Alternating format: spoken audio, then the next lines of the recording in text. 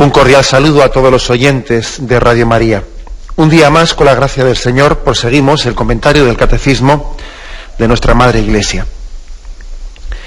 Y este es el segundo programa que dedicamos al tema de la conciencia moral. Nos habíamos quedado en el punto 1778, a partir de donde continuamos. Estamos en un apartado que tiene como título El dictamen de la conciencia. La conciencia nos dicta también. Fijaros que esa palabra suena mal, porque de ahí viene lo de ser dictador. Pero sin embargo, en nuestra vida funcionamos, ¿no?, siguiendo determinados dictados. Otra cosa es que sean dictados correctos o incorrectos, ¿no? Pero siempre tenemos dictados en nuestra vida. El dictamen de la conciencia. La conciencia nos está dictando y tiene una normatividad que ahora veremos qué significa eso, ¿no? Fuerte, muy fuerte en nuestra vida. Dice así el punto 1778. La conciencia moral es un juicio de la razón por el que la persona humana reconoce la cualidad moral de un acto concreto que piensa hacer, está haciendo o ha hecho. Luego continuamos leyendo, pero ahora me quedo en esto. Lo primero dice, la conciencia moral es un juicio de la razón, por lo que una persona decide lo que está bien o lo que está mal, ¿no? Bueno, permitidme un comentario a este respecto de eso de que es un juicio de la razón. Porque a veces solemos decir, ¿qué hay que actuar más? ¿Con la cabeza o con el corazón? Eso yo creo que todos hemos oído, o hemos dicho, o hemos escuchado pues esta expresión. ¿Hay que actuar más con la cabeza o hay que actuar más con el corazón? Incluso si recordáis, hay una frase de Pascal, pues un autor cristiano, un gran pensador cristiano, que tiene esa expresión famosa: el corazón tiene razones que la razón no comprende. Y claro, uno escucha esta frase de Pascal, el corazón tiene razones que la razón no comprende, y entonces dice, no, hay que actuar más de corazón que de cabeza, ¿no? Pero yo creo que sería una mala comprensión, una mala aplicación de esta frase de Pascal. Yo entiendo que esa frase de Pascal, el corazón tiene razones que la razón no comprende, se refiere a que hay que estar en guardia ante una aplicación, ¿no?, una actuación de razón, que es una razón fría, una razón calculadora, una razón que excluye el amor como motor, como una razón importante en nuestra vida. Entonces sí, si por actuar de cabeza, si por actuar con la razón entendemos un cálculo frío en el que el amor no tiene nada que decir, pues entonces de acuerdo. El cristiano no tiene que actuar con la cabeza, tiene que actuar con el corazón. Pero es que eso, como podéis entender, es una aplicación reductiva, muy reductiva, pues de lo que entendemos por actuar por un juicio de razón. Nosotros cuando decimos, aquí cuando dice el Catecismo, que la conciencia moral es un juicio de la razón, no estamos excluyendo esas razones del corazón a las que hacía referencia Pascal, no las integramos. Aquí no estamos oponiendo razón y corazón, no. Las cosas también, las frases tienen un contexto en el que han sido pronunciadas, ¿no? Y así en ese contexto tienen que ser entendidas. Por eso no es bueno, no es bueno que entremos al trapo de esa dicotomía, ¿no?, de decir, bueno, ¿qué hay que actuar, con la cabeza o con el corazón? Ambas dos, ¿no?, están integradas en este concepto que dice el Catecismo de que tenemos un juicio de razón, y por supuesto ese juicio de razón está ampliamente, no está sustancialmente iluminado por la mayor de las razones, ¿no?, que es la razón del amor, razón y motivo y causa por la que vivimos, existimos y hemos sido creados, ¿no? La razón de nuestra existencia es el amor, con lo cual no vale, ¿no?, o contraponer que hay que actuar con la cabeza o con el corazón. Hombre, pues no vale esa contraposición. Además, cuando alguien dice eso, no, es que hay que actuar con el corazón y no con la cabeza, bueno, es que a uno le da un poco de miedo. Le da un poco de miedo porque eso suena a funcionar bajo impulsividades poco discernidas, poco prudentes, No es bueno poner corazón y razón, no es bueno ponerlo. De hecho, en nuestra vida deben de estar integrados, ¿no? Yo creo que es propio de la inmadurez, que todos somos inmaduros, todos somos inmaduros, pero bueno, es propio, es un signo de inmadurez esa especie de divisiones que sentimos, ¿no? Divisiones entre razón y corazón. Sin embargo, la característica del hombre maduro es precisamente que se siente integrado, que no siente tantas oposiciones interiores, se siente más unificado. No se siente interiormente tan dividido, entiende que razón y corazón, pues en el fondo confluyen, ¿no?, en un solo proyecto. Sin embargo, los que somos inmaduros, pues tenemos esas contradicciones interiores, ¿no? En resumen, que cuando dice aquí el catecismo que la conciencia moral es un juicio de la razón, aquí entendemos razón, pues no en esa oposición de cabeza o corazón, no, sino es una razón que engloba la plenitud de la persona, ¿no?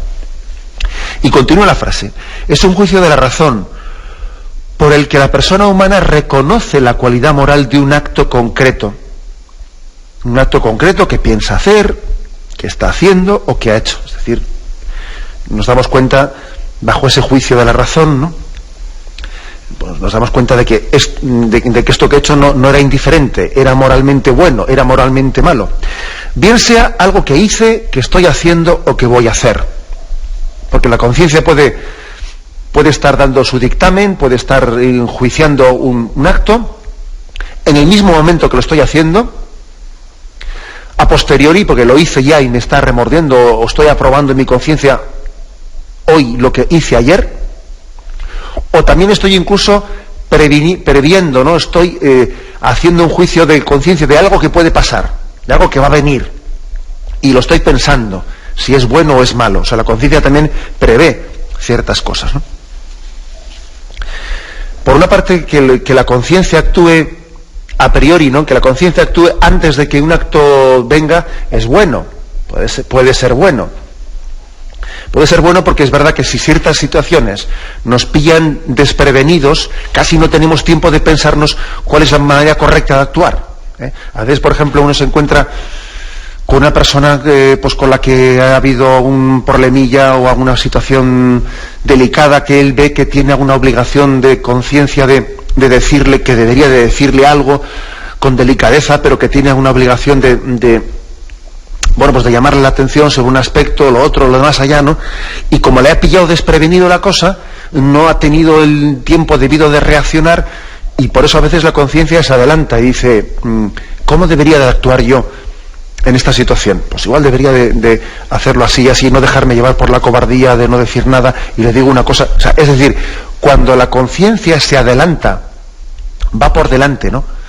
Va por delante en el juicio moral de un acto que está por llegar, nos ayuda, porque así, sobre todo cuando una persona pues es tímida y tiene dificultad de reacción rápida, porque hay personas que son muy espontáneas en su manera de reaccionar, pero a otras, como les pillas desprevenidas, no tienen la capacidad de en ese momento hacer lo que deben hacer si no lo tenían previamente un poco pensado, ¿no? O sea, que el juicio moral es bueno que se adelante a veces, aunque también yo creo que quiero hacer una salvedad. Tampoco es bueno que uno esté en su cabeza, está continuamente pensando cosas y cosas y cosas que luego igual no suceden, porque eso es verdad. O sea, a veces también nos podemos armar muchos líos de conciencia, y si tal, y si cual, y si ocurriese esto, ¿qué haría yo? ¿Qué diría yo? Y esto, lo otro. Hombre, vamos a ver, tampoco es cuestión de estarnos armando un lío, que decía, más de un autor decía, ¿no?, que en esta vida muchas veces nos angustiamos y nos preocupamos por cosas que luego nunca llegan a ocurrir. O sea, que también aquí, cuando se dice eso de que la conciencia es un dictamen que nos prepara para lo que va a ocurrir, bien, pero también esto hay que cogerlo en su justa medida y en su prudencia. O sea, dice, repito, la conciencia reconoce la cualidad moral de un acto que piensa hacer, que está haciendo, porque también es verdad que la conciencia no solo funciona, si me permitís la expresión, a balón parado, como dicen los futbolistas, ¿no? No únicamente hay que chutar el balón cuando está parado, cuando han pitado una falta, un penalti, no. Muchas veces hay que pegarle al balón, pues según viene y reaccionando, pues pidiendo al Señor la capacidad de decir, porque es que no tengo tampoco tiempo, porque es que las situaciones vienen como vienen, y también debemos de intentar, pues, responder a situaciones, pues como digo, no a balón parado, sino pegándole al balón, pues correctamente según viene, sea con la cabeza o sea como haya que pegarle, o con el tacón, ¿no? Pero a veces la conciencia tiene que salir al paso de situaciones sobre la marcha, ¿eh? Sobre la marcha hay que hacer un juicio rápido de conciencia. Ya sabemos que en un juicio rápido de conciencia será más fácil equivocarse, pero es que es inevitable que también hay que hacer muchas cosas sobre la marcha. Y también existen los juicios de conciencia sobre cosas que ya sucedieron. Y nosotros, claro, pues alguno dirá, bueno, si sucedió ya, pues ya para qué darle vueltas, ¿no? Lo hecho está. Ya lo he hecho pecho, ¿no? Como dice el otro. Sí, no, pero no es, eso es muy ligero, pensar así, porque lo cierto es que solamente se puede construir bien el futuro teniendo el pasado bien juzgado, o sea, y estando también arrepentidos de lo que hicimos mal, ¿no? El que no tiene capacidad de arrepentimiento de sus errores no tiene capacidad de construir su futuro, porque va a construir su futuro sobre errores anteriores de los que no se ha arrepentido. Luego, no es verdad que porque un arrepentimiento venga a posteriori llegue tarde, no, pues no, señor. También hay momentos de gracia que reconstruyen el pasado. Ayer había una oyente que hizo una llamada interesante, ¿no? Y la llamada que hizo preguntaba, pues, porque a veces no conseguía, muchas veces no conseguimos, ¿no?, dejar de quitarnos el remordimiento de cosas del pasado, ¿no?, que igual ya están perdonadas, que hemos pedido perdón, que nos hemos reconciliado con Dios, que incluso hemos recibido el sacramento de la penitencia, y dale que te pego con remordimientos del pasado, ¿no?, y que no conseguimos quitar de la cabeza. Y bueno, pues puede haber muchas causas, ¿no?, que motiven esto. Pues uno puede ser, pues, que hay personas que son muy sensibles o incluso un poquito obsesivas psicológicamente, ¿no?, que las cosas les dan muchas vueltas. Puede haber alguna causa psicológica, ¿no? Pero yo le decía al oyente que también puede haber una causa moral, que es que tengamos un cierto orgullito que de alguna manera nos impida aceptarnos a nosotros mismos, ¿no? Impida aceptar tu perdón, impida perdonarte a ti mismo. Si Dios te perdona, tú también tienes obligación de perdonarte.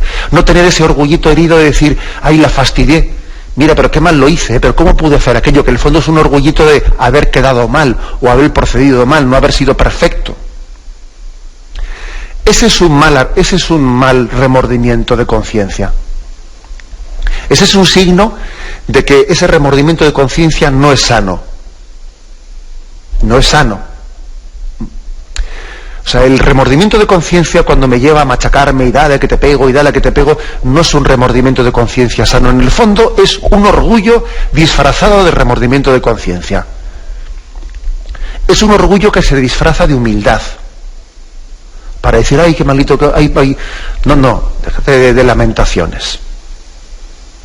Si cuando la conciencia nos remuerde por el pasado, si es un auténtico remordimiento de conciencia, si es una conciencia sana, a lo que nos debe de llevar no es a machacarnos, sino que es a que ese arrepentimiento nos llena al mismo tiempo de esperanza.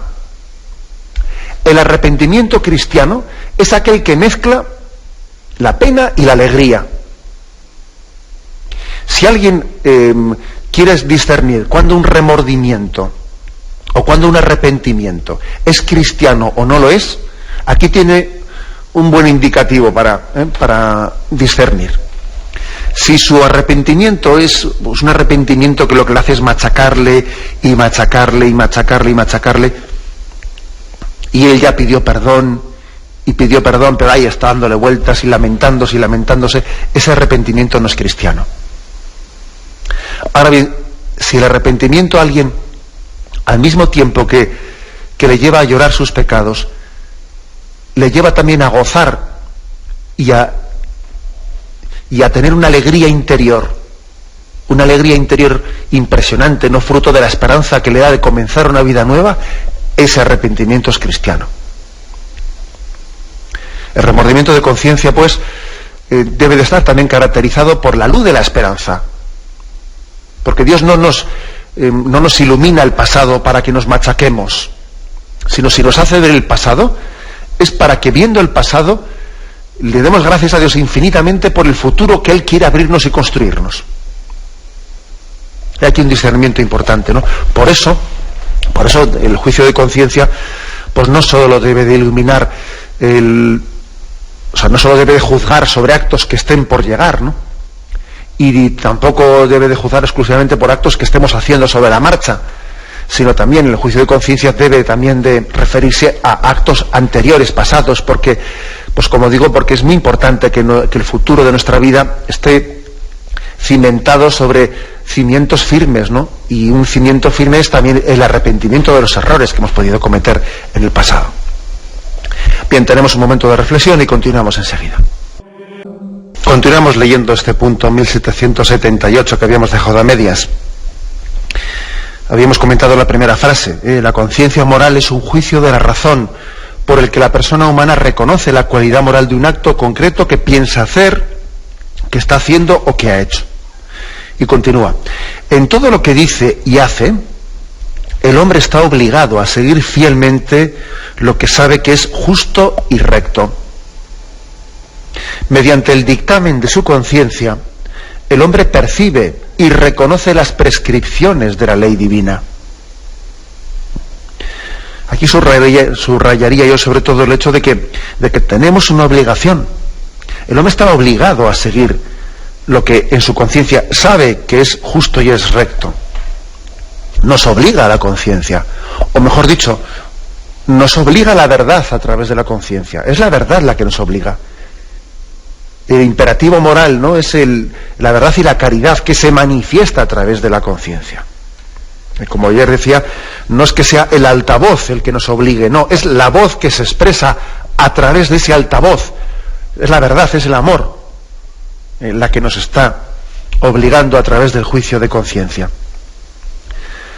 Bueno, y creo que esto, como decía yo al principio, pues puede sonar un poco mal, porque hoy en día todo lo que suponga, ¿no?, hablar de una autoridad ya está puesto bajo sospecha. Y sin embargo, yo creo que el hombre sin la autoridad, yo creo que estamos percibiendo, ¿no?, que una sociedad cuando pierde el principio de autoridad, una familia cuando pierde el principio de autoridad, una persona humana cuando pierde el principio de autoridad, la verdad es que se disuelve, ¿no?, se deshace. El principio de autoridad nos preserva de un montón de desórdenes, ¿no?, que van contra la dignidad del hombre. Por ejemplo, si uno no actúa por el dictamen de conciencia, si uno no actúa por lo que sabe que en su conciencia debe de hacer, ese debe de, que nos suena mal, no nos suena antipático, si uno no actúa por el deber, ¿por qué actúa? Pues hombre, pues puede actuar primero por seguidismo. ¿A dónde va Vicente? A dónde va la gente. Y entonces eso queda mejor, ¿no? Porque eso parece que no es dictatorial. Que no es dictatorial, no es dictatorial ser una persona sin personalidad que te arrastran el ambiente que te rodea, que dependiendo en qué tiempo has nacido y en qué ámbito cultural te desenvuelves, acabas siendo como un borreguillo que piensas lo que a través de la televisión y a través de, bueno, pues de muchos influjos mediáticos te están haciendo pensar, y tienes un seguidismo tremendo. Y entonces actúas, ¿eso no es dictadura, eso? Pero hombre, ¿por qué actúas, pues, si no actúas en conciencia? Pues actúas, por ejemplo, por lo que te apetece. Y la actuación por la apetencia como criterio de actuación es tremendo. Eso también es otra esclavitud, eso es otra dictadura, ¿no? La dictadura del me apetece. Menuda dictadura, además, es esa. Fijaros si es una dictadura que a veces, pues cuando alguien es incapaz, ¿no?, de educar su apetencia, educarla, pues ocurre que hay personas, pues eso, que no son capaces de responder en un trabajo y necesitan ese trabajo y saben que deberían pero claro, no son capaces de responder porque es un trabajo muy sacrificado y se largan porque no les apetece. Fíjate si es tirano ese dictador que se llama apetencia y que resulta que te ha hecho incapaz de hacer lo que tú sabes que es tu bien. O sea que cuando el hombre no actúa por conciencia, por el dictamen de la conciencia, actúa por seguidismo, actúa por apetencia, actúa por conveniencias prácticas, pues por esto me sirve, no me sirve, por un egoísmo que busca en cada momento lo que me conviene y no me conviene. No busca tu bien, porque no es lo mismo buscar el bien de la persona que las conveniencias. Ojo, que no es lo mismo. No es lo mismo. Pues porque cuando alguien busca sus conveniencias prácticas, lo que está buscando es objetivos egoístas a corto plazo. Servirse de los demás y servirse de las cosas pues en unas perspectivas muy cortitas, pues para salirme con la mía en esto y en lo otro. Pero no buscas tu bien, no buscas el bien de tu persona.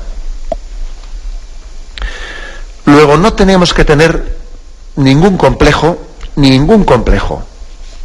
de afirmar que debemos de actuar bajo el dictamen de nuestra conciencia que nos obliga la conciencia. Pues claro que sí, nos obliga la conciencia. Como dice ahí San Pablo, no nos surge el amor de Cristo, nos surge la verdad de Dios a través de la conciencia. Y es ella la que nos dicta nuestro actuar. Y esa obediencia a la conciencia nos hace libres. A diferencia de cuando alguien tiene como criterio de actuación, pues lo que decía antes, ¿no? Pues el seguidismo, el me apetece, pues no, señor. Nosotros queremos ser, ¿no?, obedientes a ese dictamen de conciencia en el que la verdad y la caridad nos están obligando. En la obediencia está la libertad. Aquí la contradicción, ¿no? Bueno, la contradicción no, la paradoja. La paradoja que resuelve pues muchos conflictos dentro de nuestra vida.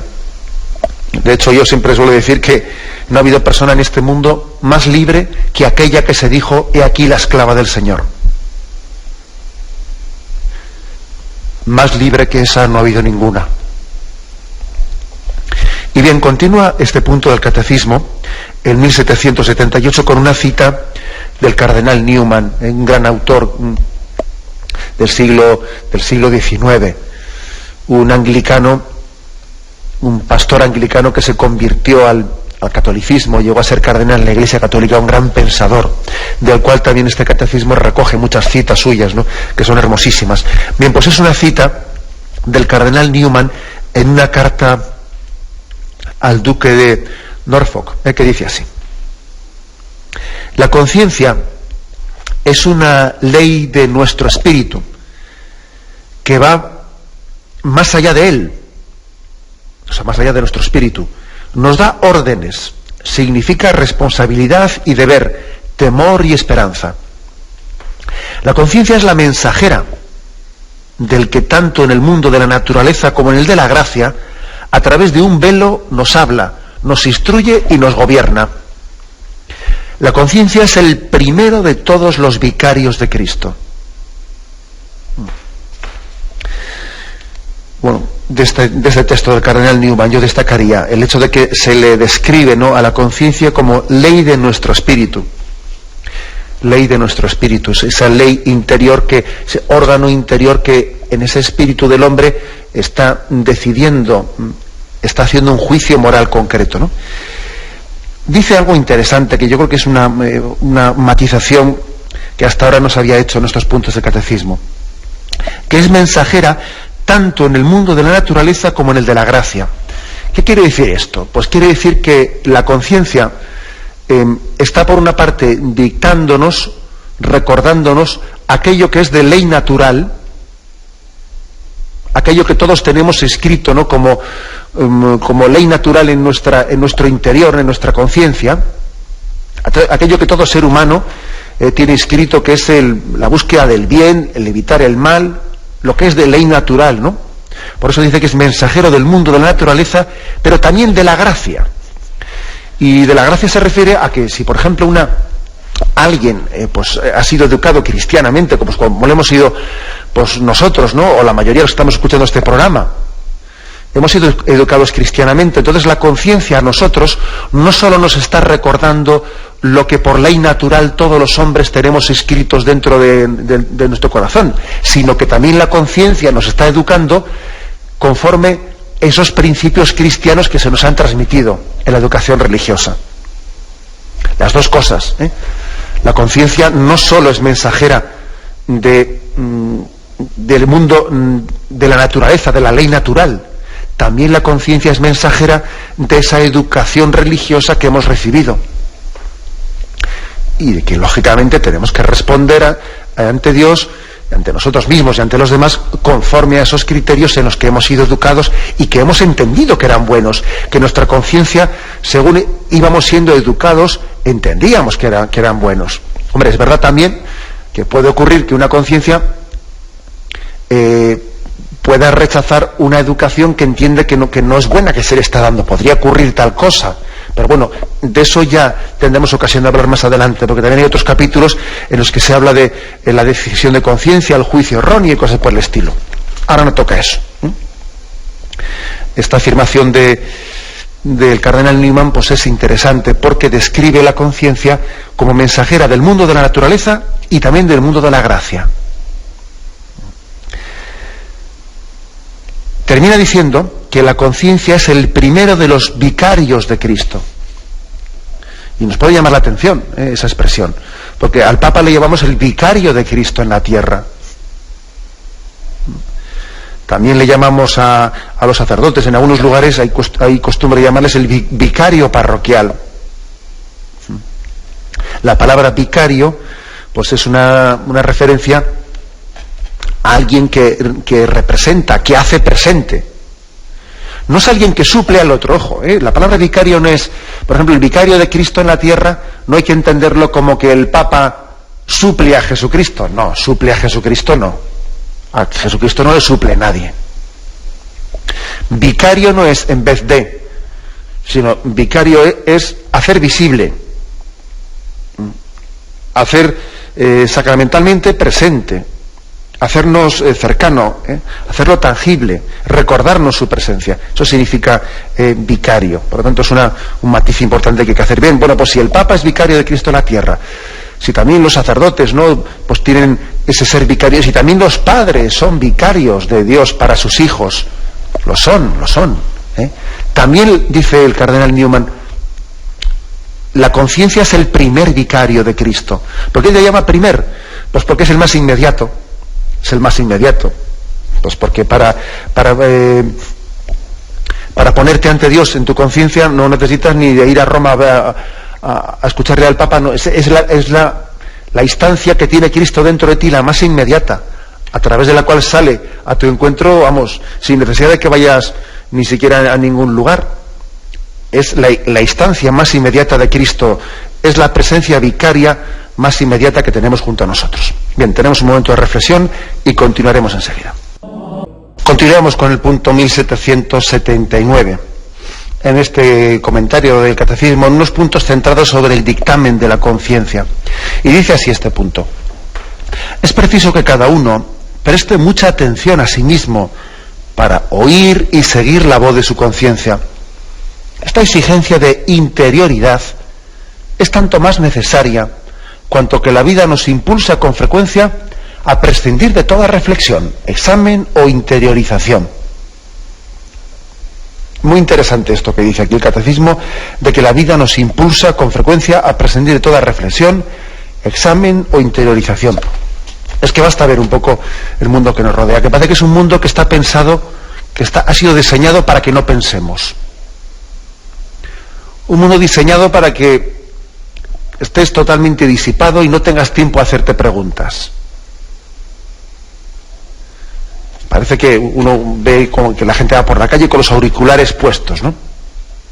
Y no precisamente escuchando Radio María, por cierto, ¿no? Sino escuchando el MP3, el otro, lo demás allá, ¿no? Y llegas a una casa y te encuentras que igual vas a visitar un enfermo, ¿no? Y es una cosa que siempre me llamaba la atención en la parroquia. Vas a visitar a enfermos por las mañanas y te llama la atención que la televisión está puesta y ahí está, nadie está en la habitación de la televisión, claro, porque están haciendo cosas, ¿no? Pero bueno, tiene que haber un ruido dentro de la casa, un ruido pues para que parece que esté lleno, ¿no? Y así la televisión puesta pues parece que nos... Es curioso, oye, es curioso que parece que estamos como continuamente buscando en qué apoyarnos pues para huir del silencio, para huir de la reflexión. Y si tuvieses un mal momento y te viniesen preguntas y te viniesen cuestionamientos de tu vida y parece que eso te pone nervioso, pues entonces ya buscaré otra cosa en la que entretenerme. Y aquí por entretenimiento entendemos no pensar. Parece que está todo diseñado para que el hombre se deje llevar, se deje arrastrar en esta espiral de la vida, en un consumismo, y tú consume y calla. Consume y calla y no hagas más preguntas de las debidas, ¿no? Que no se te autoriza. ¡Hala! Y si estás un poco atormentado por el sentido de tu vida y por qué pintas tú en esta existencia, pues mira, enciende la televisión, te pones unos auriculares y dimite de pensar. Es verdad, estamos en un montaje que nos conduce a ello. Nos conduce a ello. Y frente a esto, este punto del catecismo habla de la exigencia de interioridad. El hombre debe de buscar en su interior, ¿no? Frente a esa continua evasión, que es una evasión. Muchas veces nos entregamos a cosas exteriores escapando de nuestro interior. Huimos de nosotros mismos y buscamos ansiosamente, ¿no? Pues tubos de escape. San Agustín tenía una de sus sentencias más famosas, de esas redondas que tiene él, ¿no? Perdonad por el latinajo, ¿no? Pero es un latinajo, pues una frase latina muy redonda: noli forasire in interiore homini habitat veritas, ¿no? No busques fuera, en el interior del hombre habita la verdad. No busques fuera, te equivocas si buscas fuera, si estás buscando si huyes de ti mismo. No busques fuera, en el interior del hombre habita la verdad. Bueno, pues hay una tendencia muy grande a la disipación, ¿no? Como decíamos ayer, a desparramarse por fuera y a estar huyendo de mí mismo, ¿no? Y huyendo de la voz de mi conciencia y huyendo en definitiva de Dios. Este maestro de la interioridad, ¿no?, que era San Agustín, había tenido una amplia experiencia de ello. En su libro de las Confesiones, él habla de cómo durante mucho tiempo había buscado, ¿no? Había buscado fuera y había metido la pata, ¿no? Y dice: de niño yo saltaba las cercas de los prados para ver qué había detrás. Levantaba las piedras, me subía a los árboles.